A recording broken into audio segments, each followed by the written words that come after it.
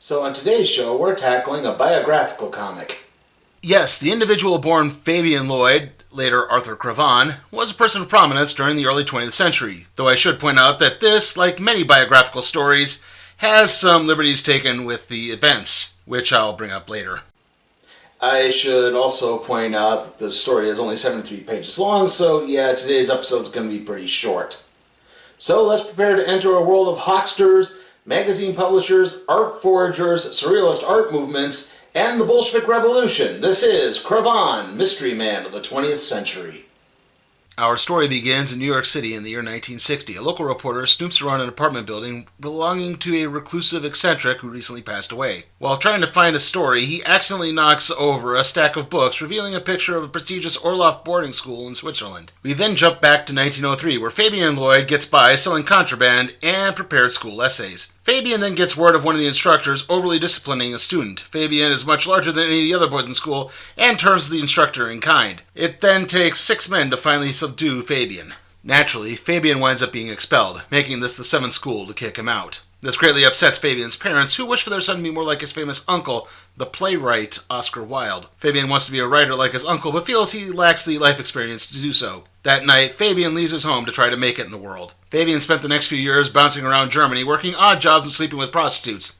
Not exactly for sexual purposes, it's just so he can sleep in a bed for free. Eventually, his antics get the better of him, and he winds up getting expelled from Berlin. Fabian then got a job on a freighter headed to Australia. However, the position of fireman isn't exactly what he expected. Instead of putting out fires, he's shoveling coal into the ship's engines. After arriving in Australia, Fabian deserts the ship and spends the next few years working his way back to Europe, learning how to box along the way. Settling in Paris, Fabian put his skills as a pugilist to the test and won the French light heavyweight championship. Though it turns out he never actually threw a punch, as all of his opponents were mysteriously disqualified or they dropped out of their own accord. Fearing that his newfound fame would result in his arrest for the desertion of the Australian freighter that he was still wanted for, Fabian changed his name to Arthur Cravan. Arthur then ingratiated himself into Paris's bohemian art community, founding a critical magazine, Maintenant. The magazine gained a reputation for tearing down the popular artists of the time, like Picasso and Matisse, until one night when its offices mysteriously burned down.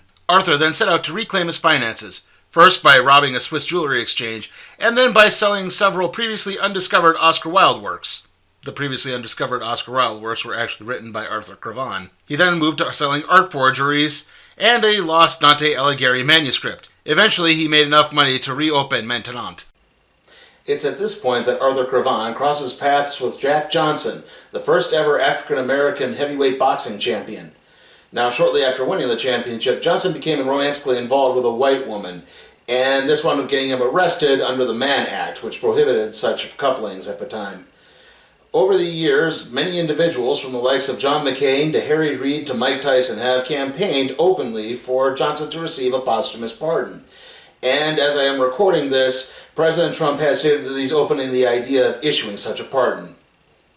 Cravan and Johnson began to work on a scheme when World War I broke out. Not wishing to be drafted, Cravan defected to the neutral nation of Spain, where he wound up living with many of the artists he had criticized in Maintenant. Johnson arrived in Spain shortly thereafter, and the two decided to stage an exhibition fight to earn some money. Even though it was meant to be a sporting match, only lasting a few rounds, Cravan went into business for himself and got into a defensive stance. This upset Johnson so much that he knocked Cravan out in the first round, and this would lead to a riot. Still, Cravan now had enough money to immigrate to America. It's at this point that Cravan crossed paths with Lev Davidovich Bronstein, aka Leon Trotsky, a political scientist considered to be part of the triumvirate alongside Vladimir Lenin and Joseph Stalin of the Communist Revolution in Russia. Now, Trotsky clashed with Stalin after the latter took power in the wake of Lenin's death, and Trotsky eventually fled to Mexico in 1940, when he eventually was found dead after falling on an ice axe. What? He fell on an ice axe. Why would you think anything else happened? Seriously.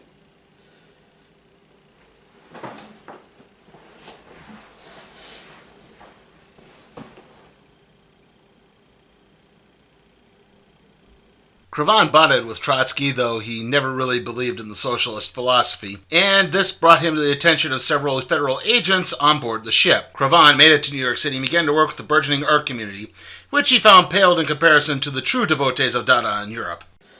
Dada, or Dadaism, was a surrealist art movement that started in the wake of the horrors of World War I. Followers of Dada were known for their rejection of the capitalist aesthetic and their embracement of the irrational.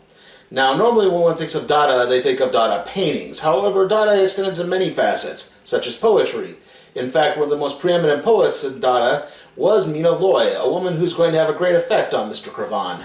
Cravan was introduced to Loy at a party by her then-lover Marcel Duchamp. Cravan made it no secret that he was interested in Loy to the point that she was initially disgusted by him, but eventually he won her over, particularly after he made her the focal point of his own Dada-esque painting. Unfortunately, this coincided with the FBI beginning to put the screws to Cravan over his friendship with Trotsky, whom he still kept up a correspondence with. This would lead to Cravan and Loy fleeing to Mexico, but the feds continued to follow. In Mexico, Cravan would resume his boxing career and marry Mina Loy, who became pregnant soon thereafter. The two would eke out a modest living in Mexico City, but the FBI would continuously meddle in their affairs. The couple would then move to the coastal city of Veracruz, where Cravan contacted Jack Johnson, hoping to gain some money via a series of exhibition bouts. Loy then purchased passage to Buenos Aires, Argentina, where she would give birth to a daughter, Fabienne, while Cravan would plan to reunite later. Cravan then tried to throw the feds off his scent by applying for a Russian passport and loading up a small yacht that he had purchased. One day, the federal agents arrived in Veracruz to find the yacht missing. That is the last anyone ever saw or heard of Arthur Cravan. His yacht was never found. A year later, Mina Loy returned to Mexico to search for her husband and spent the next 2 years looking. Nothing ever turned up. It's at this point that those creative liberties I talked about earlier really start to kick in. As it turns out that writer Mike Richardson and artist Mike Geary believe that Arthur Cravan might also be B. Cravan, the reclusive author of such books as The Ghost Ship and The Treasure of Sierra Madre. Now, it also appears that, at least to the best of my research, Richardson and Geary are the only ones who subscribe to this theory. I can't find any other connections between these two guys, except that Cravan and Cravan do have similar sounding names. We then get a story of the filming of The Treasure Sierra Madre. One day, a mysterious man appeared on set claiming to be Cravan's agent. He gave some advice to both John Huston and Humphrey Bogart and got along wonderfully with everyone. At the end of the day, the man walked off set and was never heard from again. Returning to 1960, the reporter finds no story in the apartment, at least not one that makes any sense, but as he leaves, he closes the door, revealing a rather familiar-looking painting.